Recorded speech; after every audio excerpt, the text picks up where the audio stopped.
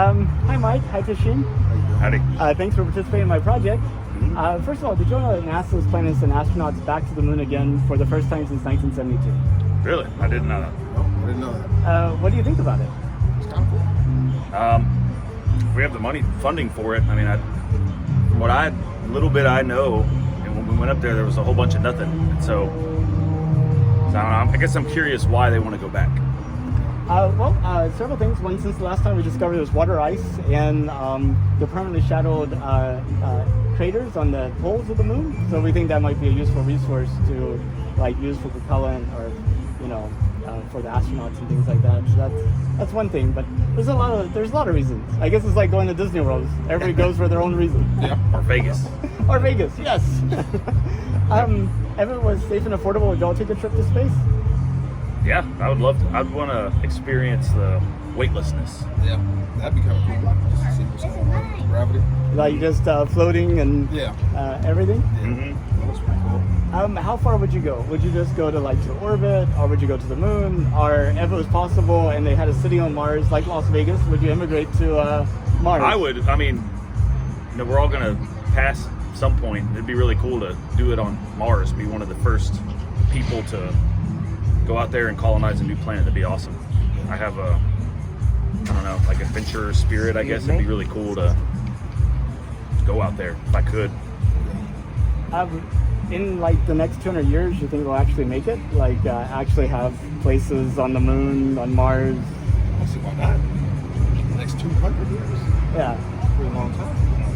I know, just thinking about 200 years ago, we didn't even have electricity. Yeah. I think that Elon Musk, I heard him talk about this one time, and he said it's inevitable. We cannot stay on Earth forever. If we never leave Earth, then we are doomed.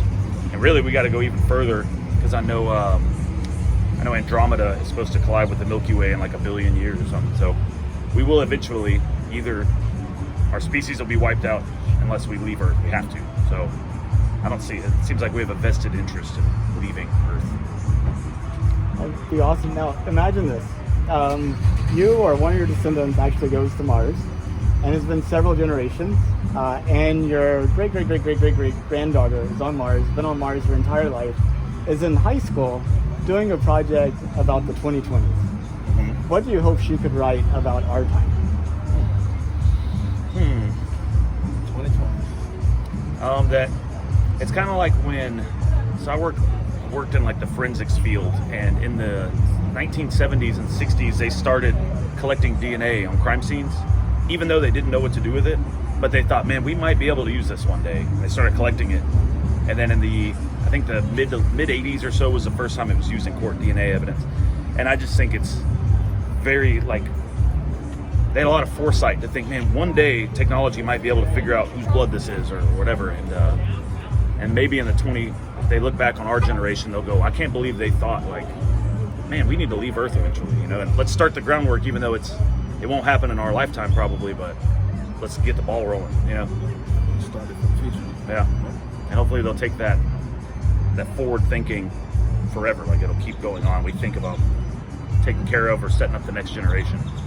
They'll do that for the future generation as well. Yeah. Well, that's awesome. Well, thank you, Mike. Thank you, Tasheem. I really appreciate it. Mm-hmm.